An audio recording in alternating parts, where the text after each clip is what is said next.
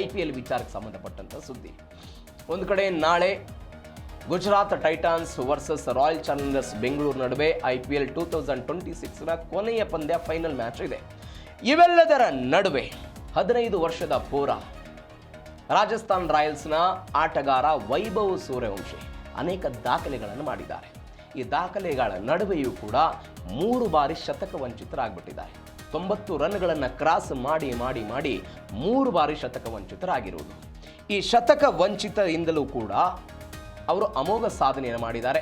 Rajasthan Royals ವಿರುದ್ಧ Gujarat Titans ತಂಡ ಗೆಲ್ಲುವ ಮುಖಾಂತರ ಇದೀಗ ಫೈನಲ್ಸ್ಗೆ ಲಗೇಟ್ ಇದೆ. ಹಾಗಾದರೆ ಏನೇನು ದಾಖಲೆಗಳು, ಏನು ಎತ್ತ ಡೀಟೇಲ್ಸ್ ನೋಡೋಣ. ಸೂರ್ಯವಂಶಿ ಆರ್ಭಟ ಗಿಲ್ ಶತಕವನ್ನು ಹೊಡೆದಿರೋದು. ಪವರ್ ಪ್ಲೇನಲ್ಲಿ ಅತಿ ಹೆಚ್ಚು ರನ್ ದಾಖಲಿಸಿದಂತಹ ವೈಭವ್ ಸೂರ್ಯವಂಶಿ 1000 ರನ್. ವೈಭವ್ ಸೂರ್ಯವಂಶಿ ಈ ಬಾರಿ IPLನಲ್ಲಿ 700 ರನ್ ಕಲೆ ಹಾಕಿದ್ದಾರೆ, ಸಾಧನೆ ಮಾಡಿದ್ದಾರೆ. ಮತ್ತೊಂದು ಕಡೆ ಶುಭಮ್ ಗಿಲ್ ಶತಕದ ನೆರವಿನಿಂದ ಗುಜರಾತ್ ಟೈಟಾನ್ಸ್ ಫೈನಲ್ಗೆ ಲಗ್ಗೆ ಇಟ್ಟಿದೆ. ಮೇ 31ನೇ ತಾರೀಕಿಗೆ ಅಹಮದಾಬಾದ್ನಲ್ಲಿ ಫೈನಲ್ ಪಂದ್ಯ ಇದೆ, Royal Challengers Bengaluru versus Gujarat Titans ನಡುವೆ. ಹೀಗಾಗಿ once again Royal Challengers Bengaluru ಗೆಲ್ಲುತ್ತಾ, ಟ್ರೋಫಿಯನ್ನು ಉಳಿಸ್ಕೊಳ್ಳುತ್ತಾ ಅನ್ನುವಂಥದ್ದು ಒಂದು ಪ್ರಶ್ನೆ ಇದೆ. ಕ್ವಾಲಿಫೈಯರ್ 2 ಪಂದ್ಯ ಆಯಿತು. ಅದರಲ್ಲಿ ಗುಜರಾತ್ ಟೈಟಾನ್ಸ್ ನಾಯಕ ಶುಭ್ಮನ್ ಗಿಲ್ 104 ರನ್ಗಳನ್ನು ಬಾರಿಸಿದ್ರು. ವೈಭವ್ ಸೂರ್ಯವಂಶಿ 96 ರನ್ಗಳನ್ನು ಗಳಿಸಿದ್ರು. ಟಾಸ್ ಸೋತಿತ್ತು RR ರಾಯಲ್ ಚಾಲೆಂಜರ್ಸ್ ಬೆಂಗಳೂರು. ಈ ಟಾಸ್ ಸೋತರು ಕೂಡ ಬ್ಯಾಟಿಂಗ್ ಇಳಿದಂತಹ RR ತಂಡ ಸ್ವಲ್ಪ ಸ್ಟಾರ್ಟಿಂಗಲ್ಲಿ ಅವರ ಸ್ಕೋರು ಕೂಡ ಕಡಿಮೆ ಆಯಿತು. ಅದಾದ ನಂತರ ವೈಭವ್ ಸೂರ್ಯವಂಶಿ ಸಾಥ್ ಕೊಟ್ಟರು. 47 ಎಸೆತಗಳಲ್ಲಿ 8 ಬೌಂಡ್ರಿ 7 ಸಿಕ್ಸರ್ಗಳನ್ನು ಹೊಡೆದು 96 ರನ್ಗಳನ್ನು ಅವರು ಕಲೆ ಹಾಕಿದರು. ಈ ಹಿಂದೆ ಇದ್ದಂಥ ಆಂಡ್ರೆ ರಸಲ್ ಅವರ ದಾಖಲೆಯನ್ನು ಕೂಡ ಅವರು ಮುರಿದಿದ್ದಾರೆ. ಕಡಿಮೆ ಎಸೆತದಲ್ಲಿ 1000 ರನ್ಗಳನ್ನು ಕಲೆ ಹಾಕಿದಂತಹ ಇದೀಗ ದಾಖಲೆಯೂ ಕೂಡ ವೈಭವ್ ಸೂರ್ಯವಂಶಿ ಅವರು ಇದೆ. ಕೊನೆಯದಾಗಿ 214 ರನ್ಗೆ 6 ವಿಕೆಟ್ಗಳನ್ನು ರಾಜಸ್ಥಾನ್ ರಾಯಲ್ಸ್ ಕಳೆದುಕೊಂಡಿತ್ತು. ಮತ್ತೊಂದು ಕಡೆ ಗುಜರಾತ್ ಟೈಟನ್ಸ್ನ ಶುಭಮ್ ಗಿಲ್ 215 ರನ್ ಗುರಿಯನ್ನು ಈ ತಂಡ ಬೆನ್ನಡೆತು. ಅದಾದ ನಂತರ ಗಿಲ್ ತಂಡಕ್ಕೆಲ್ಲ ನೆರವಾದರು. 53 ಎಸೆತ 15 ಬೌಂಡ್ರಿ 3 ಸಿಕ್ಸರ್ಗಳು 104 ರನ್ಗಳನ್ನು ಅವರು ಎಸೆದರು. 47 ಎಸೆತಗಳಲ್ಲಿ ಶತಕವನ್ನು ಅವರು ಬಾರಿಸಿದರು. GT ಪರವಾಗಿ IPL ಇತಿಹಾಸದಲ್ಲೇ ಅತಿ ವೇಗದ ಶತಕ ಬಾರಿಸಿದಂಥ ದಾಖಲೆಯನ್ನು ಶುಭ್ಮನ್ ಗಿಲ್ ಮಾಡಿದ್ದಾರೆ.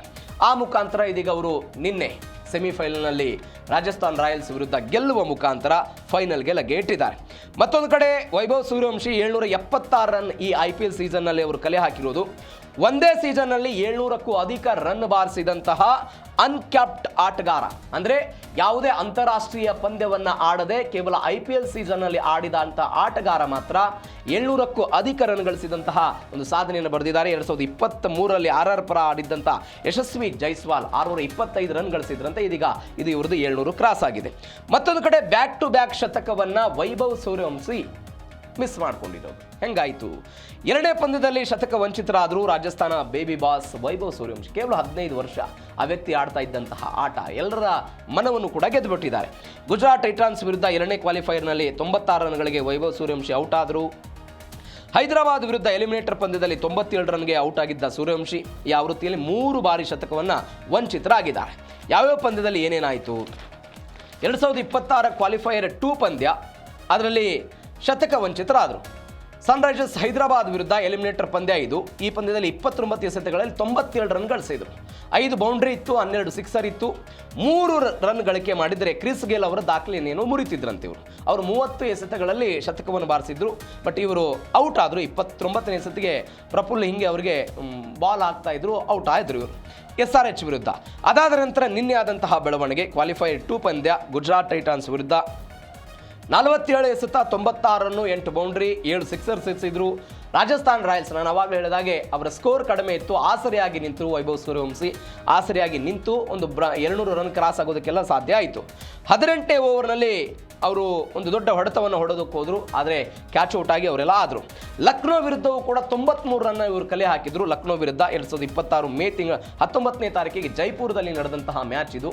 ಅಲ್ಲಿಯೂ ಕೂಡ 10 ಸಿಕ್ಸರ್ ಹೊಡೆದಿದ್ರು, 7 4 ಹೊಡೆದ್ರು, 93 ರನ್ನು ಕ್ಯಾಚ್ ಔಟ್ ಕೂಡ ಆಯಿತು. ಇದಾದ ನಂತರ ಇದೀಗ ಆ ಮುಖಾಂತರ 3 ಬಾರಿ ಶತಕ ವಂಚಿತರಾಗಿದ್ದಾರೆ ವೈಭವ್ ಸೂರ್ಯವಂಶಿ. ಮತ್ತೊಂದು ಬೆಳವಣಿಗೆ ಏನು ಅಂತ ಹೇಳಿದ್ರೆ, ಸಿಡಿಲ ಮರಿಗೆ ಕಂಟಕವಾದ ಕನ್ನಡಿಗರು. ವೈಭವ್ ಸೂರ್ಯವಂಶಿ ಔಟ್ ಆದ್ರಲ್ಲ, ಅದಕ್ಕೆಲ್ಲದಕ್ಕೂ ಕೂಡ ಕನ್ನಡಿಗರೇ ಕಾರಣ ಅಂತ ಇದು. ಈ 2 ಬಾರಿ ಶತಕ ವಂಚಿತರಾಗುವುದಕ್ಕೆ ಕನ್ನಡಿಗರು ಕಾರಣ. ಸನ್ರೈಸರ್ಸ್ ವಿರುದ್ಧ ಸ್ಮರಣ ಕ್ಯಾಚ್ ಹಿಡಿದ್ರು ಇವರದ್ದು. ಗುಜರಾತ್ ತಂಡದ ಪರ ಕನ್ನಡಿಗ ಪ್ರಸಿದ್ಧ ಕೃಷ್ಣ ಕ್ಯಾಚ್ ಹಿಡಿದರು. ಸನ್ರೈಸರ್ಸ್ ಹೈದರಾಬಾದ್ ವಿರುದ್ಧ ಅವರೆಲ್ಲ ಕ್ಯಾಚ್ ಹಿಡಿದ್ರಲ್ಲ, ಆ ಸಮಯದಲ್ಲಿ ಪ್ರಫುಲ್ ಹಿಂಗೆ ಬೌಲರ್ ಆಗಿದ್ದರು. ಸ್ಮರಣ್ ರವಿಚಂದ್ರ ಅವರ ಕ್ಯಾಚ್ ಹಿಡಿದ್ರು. ಇನ್ನು 3 ರನ್ ಬೇಕಾಗಿತ್ತು ಅವರಿಗೆ. ಅಲ್ಲಿಯೂ ಕೂಡ ಕನ್ನಡಿಗರೇ ಅವರು ಕ್ಯಾಚ್ ಹಿಡಿದಿರೋದು. ಮತ್ತೊಂದು ಕಡೆ ಗುಜರಾತ್ ಟೈಟಾನ್ಸ್ ವಿರುದ್ಧ ಪ್ರಸಿದ್ಧ ಕೃಷ್ಣ ಅವರು ಇವರು ಕ್ಯಾಚ್ ಹಿಡಿಯುವ ಮುಖಾಂತರ ಇವರನ್ನು ಔಟ್ ಮಾಡಿದರು. ಹೀಗಾಗಿ ಕನ್ನಡಿಗರೇ ಇವರಿಗೆ ದೊಡ್ಡ ಮಟ್ಟದ ಸಿಂಹ ಸ್ವಪ್ನವಾಗಿ ಎಲ್ಲಿ ಶತಕವನ್ನು ಬಾರಿಸುವಂತಹ ವಿಚಾರದಲ್ಲಿ ಕಂಟಕವಾಗಿ ವೈಭವ್ ಸೂರ್ಯವಂಶಿಗೆಲ್ಲ ಕಾಡಿದ್ದಾರೆ. ಆ ಮುಖಾಂತರ 3 ಪಂದ್ಯಗಳಲ್ಲಿ ಶತಕ ವಂಚಿತರಾಗಿದ್ದಾರೆ ವೈಭವ್ ಸೂರ್ಯವಂಶಿ. ಮತ್ತೊಂದು ಕಡೆ ವೈಭವ್ಗೆ ಮುಂಬೈ ಬಂಪರ್ ಆಫರ್ ಅನ್ನುವಂಥದ್ದೊಂದು ಪ್ರಶ್ನೆ ಕಾಡ್ತಾ ಇದೆ. ಏನಿದು ಬಂಪರ್ ಆಫರು? ಭಾರತದ ಉದಯೋನ್ಮುಖ ಆಟಗಾರ ಆಗಿರುವಂಥ ವೈಭವ್ ಸೂರ್ಯವಂಶಿಗೆ ಮುಂಬೈ ಒಂದು ಬಿಗ್ ಆಫರ್ ಕೊಟ್ಟಿದೆ ಅನ್ನುವಂಥ ಸುದ್ದಿ. 30 ಕೋಟಿ ರೂಪಾಯಿ ಹಾಗೂ ಒಂದು ದುಬಾರಿ ನಿವೇಶನದ ಬಗ್ಗೆ ಆಫರ್ ಕೊಟ್ಟಿದ್ದಾರೆ ಅಂತೆಲ್ಲ ಚರ್ಚೆ ಆಗ್ತಾ ಇದೆ. ಐಷಾರಾಮಿ ಫ್ಲಾಟ್, ಮಾಲ್ಡೀವ್ಸ್ನಲ್ಲಿ ಖಾಸಗಿ ದ್ವೀಪ ಹಾಗೂ ಬ್ಲಾಂಕ್ ಚೆಕ್ ಎಲ್ಲ ವೈರಲ್ ಆಗ್ತಾ ಇದೆ ಸೋಷಿಯಲ್ ಮೀಡಿಯಾದಲ್ಲಿ. ಈ ಪೋಸ್ಟ್ ಸಂಪೂರ್ಣ ಸುಳ್ಳು ಅಂತ IPL ಮಾಜಿ ಅಧ್ಯಕ್ಷ ಲಲಿತ್ ಮೋದಿ ಇದಕ್ಕೊಂದು ಸ್ಪಷ್ಟನೆ ಕೊಟ್ಟಿದ್ದಾರೆ. ಆದರೆ ಅವರ ಬ್ಯಾಟಿಂಗ್ ಪ್ರದರ್ಶನದಿಂದ ಎಲ್ಲ ಮುಂಬೈ ಇಂಡಿಯನ್ಸ್ ಫ್ರಾಂಚೈಸಿ ಅವರೆಲ್ಲ ಮನಸೋತಿದ್ದಾರೆ. ಅವ್ರ ತಂಡಕ್ಕೆ ಸೇರಿಸ್ಕೊಳ್ಳೋದಕ್ಕೆ 30 ಕೋಟಿ ರೂಪಾಯಿ ಹಣ, ಒಂದು ದುಬಾರಿ ನಿವೇಶನವನ್ನು ಕೊಟ್ಟಿದ್ದಾರೆ ಅಂತ ಸುದ್ದಿಗಳು ಸಾಮಾಜಿಕ ಜಾಲತಾಣದಲ್ಲೆಲ್ಲ ವೈರಲ್ ಆಗಿತ್ತು. ಈ ಸಂಬಂಧ ಲಲಿತ್ ಮೋದಿ IPL ಮಾಜಿ ಅಧ್ಯಕ್ಷರು ಅವರೆಲ್ಲ ಸ್ಪಷ್ಟನೆ ಕೊಟ್ಟರು. ಸಾಮಾಜಿಕ ಜಾಲತಾಣದಲ್ಲಿ ಹರಿದಾಡ್ತಾ ಇರುವಂಥ ಪೋಸ್ಟ್ ಒಂದರಲ್ಲಿ ಮುಂಬೈ ಇಂಡಿಯನ್ಸ್ ಮಾಲೀಕರಾದ ನಿತಾ ಅಂಬಾನಿ, ಯುವ ಆಟಗಾರ ವೈಭವ್ ಸೂರ್ಯವಂಶಿ ತಮ್ಮ ತಂಡವನ್ನು ಸೇರುವುದಕ್ಕೆ 30 ಕೋಟಿ ರೂಪಾಯಿ ಮುಂಬೈನ ಪ್ರಸಿದ್ಧ ಆಂಟಿಲಿಯಾ ಕಟ್ಟಡದಲ್ಲಿ ಒಂದು ಐಷಾರಾಮಿ ಪ್ಲಾಟು, ಮಾಲ್ಡೀವ್ಸ್ನಲ್ಲಿ ಒಂದು ಖಾಸಗಿ ದ್ವೀಪ, ಬ್ಲಾಂಕ್ ಚೆಕ್ ಕೊಟ್ಟಿದ್ದಾರೆ ಅಂತ ಎಲ್ಲ ಬರೀಲಾಗಿತ್ತು. ಈ ಪೋಸ್ಟ್ ಜಾಲತಾಣದಲ್ಲೆಲ್ಲ ಸದ್ದು ಮಾಡಿತ್ತು. ಹೀಗಾಗಿ ಅವರೆಲ್ಲ ಲಲಿತ್ ಮೋದಿ ಇದೆಲ್ಲ ಹಕ್ಕುಗಳು ಮತ್ತು ಹರಿದಾಡ್ತಿರುವಂಥ ಸುದ್ದಿಗಳೆಲ್ಲ ಸಂಪೂರ್ಣ ಸುಳ್ಳು, ತಪ್ಪು, ಯಾವುದೇ ಸತ್ಯಾಂಶವಿಲ್ಲದ ಕಲ್ಪಿತ ಸಂಗತಿಗಳು ಅಂತ ಹೇಳುವ ಮುಖಾಂತರ ಎಲ್ಲ ವದಂತಿಗಳಿಗೆ ತೆರೆ ಎಳೆಯುವ ಪ್ರಯತ್ನವನ್ನು ಮಾಡಿದ್ದಾರೆ. ಇದು ವೈಭವ್ ಸೂರ್ಯವಂಶಿ ವಿಚಾರದಲ್ಲಿ ಸೋಷಿಯಲ್ ಮೀಡಿಯಾದಲ್ಲಿ ಆಗ್ತಾ ಇರುವಂತಹ ಚರ್ಚೆ, ಅದಕ್ಕೆ ಕೊಟ್ಟಂತಹ ಪ್ರತಿಕ್ರಿಯೆ. ಮತ್ತೊಂದು ಕಡೆ ಸೋಲು ವೈಭವ್ ಸೂರ್ಯವಂಶಿ ಕಣ್ಣಲ್ಲಿ ನೀರು ಬಂತು. ಅದಾದ ನಂತರ ನಾಯಕ ಪರಾಗ್ ಬೈಗುಳವನ್ನು ಹಾಕಿರೋದು. ಈ ಅಕ್ರಮಶೀಲ ಬ್ಯಾಟಿಂಗು, ಸತತವಾಗಿ ತಂಡಕ್ಕೆ ಕೊಟ್ಟಂತಹ ಕೊಡುಗೆ, ಇವೆಲ್ಲದರ ನಡುವೆಯೂ ಕೂಡ ರಾಜಸ್ಥಾನ್ ರಾಯಲ್ಸ್ಗೆ ಫೈನಲಿಗೆ ಹೋಗೋದಕ್ಕೆ ಸಾಧ್ಯ ಆಗಲಿಲ್ಲ. ಗುಜರಾತ್ ಟೈಟನ್ಸ್ ವಿರುದ್ಧ ಸೋತರು. ಹೀಗಾಗಿ ಸಹಜವಾಗಿ ಒಬ್ಬ ವ್ಯಕ್ತಿಗೆ, ಕೊನೆ ತನಕ ಹೋರಾಡಿದಂಥ ವ್ಯಕ್ತಿಗೆ ಕಣ್ಣೀರು ಬರುತ್ತೆ. ಕಣ್ಣೀರು ಹಾಕ್ಬಿಟ್ಟು ಕ್ವಾಲಿಫೈಯರ್ ಪಂದ್ಯದಲ್ಲಿ ರಾಜಸ್ಥಾನ ಸೋತಿದ್ದಕ್ಕೆ ವೈಭವ್ ಸೂರ್ಯವಂಶಿ ಕಣ್ಣಲ್ಲೆಲ್ಲ ನೀರು ಬಂತು. ವೈಭವ್ ಸೂರ್ಯವಂಶಿ ಔಟ್ ಆಗಿ ಡಕ್ಔಟ್ಗೆ ಮರಳಿದಾಗ ನಾಯಕ ಪರಾಗ್ ಆಕ್ರೋಶವನ್ನೆಲ್ಲ ಹೊರಹಾಕಿದ್ರಂತೆ. ಶತಕದ ಸನಿಯ ಬಂದು ವಿಕೆಟ್ ಕಳೆದುಕೊಂಡಿರೋದು ನಾಯಕನಿಗೆ ನಿರಾಶೆಯನ್ನು ತಂದಿಡ್ತು. ಬಲಿಷ್ಠ ಸ್ಥಿತಿಗೆ ಕೊಂಡೊಯ್ಯುವ ಅವಕಾಶವನ್ನು ಯುವ ಆಟಗಾರ ಕೈ ಚೆಲ್ಲಿದ್ದಕ್ಕೆ ಅವರೆಲ್ಲ ಆಕ್ರೋಶವನ್ನು ಹೊರ ಹಾಕಿದ್ರು ಅಂತ ಸದ್ಯಕ್ಕೆ ಬರ್ತಾ ಇರುವಂಥ ಸುದ್ದಿ. ಕಣ್ಣೀರು ಹಾಕಿದ್ರು, ಬೈಗಳ ಏನೋ ಬಂತು ಅಂತ. ಯಾಕಂದರೆ ಸೋತು ಟೂರ್ನಿಯಿಂದ ಹೊರಬಿದ್ದಿದ್ರು, ಹೀಗಾಗಿ ಕಣ್ಣೀರು ಬಂತು. ಫೈನಲ್ ತಲುಪುವಂಥ ಅವಕಾಶ ಇತ್ತು, ಅದನ್ನು ಕೈ ಚೆಲ್ಲುವ ಪ್ರಯತ್ನಗಳಾಯಿತು. ಹೀಗಾಗೆಲ್ಲ ಬೇಸರ ಆಯಿತು. ರಿಯಾನ್ ಫರಾಗ್ ಇವರ ವಿರುದ್ಧ ಅಸಮಾಧಾನವನ್ನೆಲ್ಲ ಹೊರ ಹಾಕಿದ್ರಂತೆ. ಆಮೇಲೆ ಸಾಂತ್ವನವನ್ನು ಹೇಳಿದ್ದಾರೆ. ಯಾಕಂದರೆ ಯುವ ಪ್ರತಿಭೆ, 15 ವರ್ಷ ಜಸ್ಟು, ಈ ಪರಿಪ್ರಮಾಣದಲ್ಲಿ ಆ ವ್ಯಕ್ತಿ ಆಡ್ತಾ ಇರೋದು. 3 ಪಂದ್ಯಗಳಲ್ಲೂ ಕೂಡ 90 ಕ್ರಾಸ್ ಮಾಡಿ ಕೇವಲ ಒಂದ್ಸರಿ 7 ರನ್ನು, ಅದಾದ ನಂತರ 3, 4 ಈ ರನ್ಗಳಿಂದ ಶತಕ ವಂಚಿತರಾದಂತಹ ಸಮಯದಲ್ಲಿ ಸಹಜವಾಗಿ ಬೇಸರ ಆಗುತ್ತೆ.